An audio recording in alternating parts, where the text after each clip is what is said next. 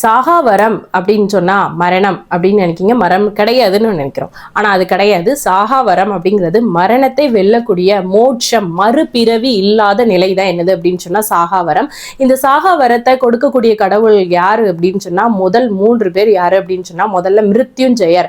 மிருத்யுன் அப்படின்னு சொன்னா மரணம், மரணத்தை வெல்லக்கூடியது அப்படின்னு சொன்னா ஈசன் தான் மிருத்யுஞ்செயர். ஈசனை வழிபடுறது மூலமா நம்மளுக்கு மறுபிறவி இல்லாமல் அவர் தன்னோடு ஐக்கியமாகக்கூடிய சூழ்நிலையையும் மக்களுக்கு கொடுக்கக்கூடியவர் யாரு அப்படின்னு சொன்னா ஈசன். இரண்டாவது யாரு அப்படின்னு பாத்தீங்க அப்படின்னு சொன்னா விஷ்ணு பகவான், திருமால்.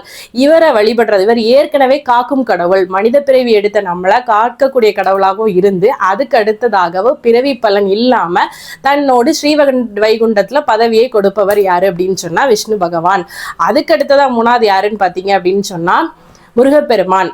பகைவர்க்கும் அருளக்கூடிய வள்ளல் அவர், மோட்சம் கொடுக்கக்கூடிய தலைவர். சூரபத்மனையே வதம் செய்து அவருக்கு மோட்சம் கொடுத்ததால முருகப்பெருமான் யாரு அப்படின்னு சொன்னா மரணத்தை விட பெரிய மோட்சம், அதாவது பிறவி பெருங்கடலை நீந்துபவதற்கு தகுதியாகவும் தன்னை செல்வந்தராகவும் வாழ வைத்து அதற்கு பிறகு பிறவியில்லா பிறவா நெறியை கொடுத்து அவர் அருகிலே அமர்த்தக்கூடிய வரத்தை கொடுப்பவர் யாரு அப்படின்னு சொன்னா முருகப்பெருமான். ஆகவே நீங்கள் இந்த 3 கடவுள்களையும் வழிபட்டாலே போதும், நீங்களும் சாகா வரம் பெறலாம். நன்றி.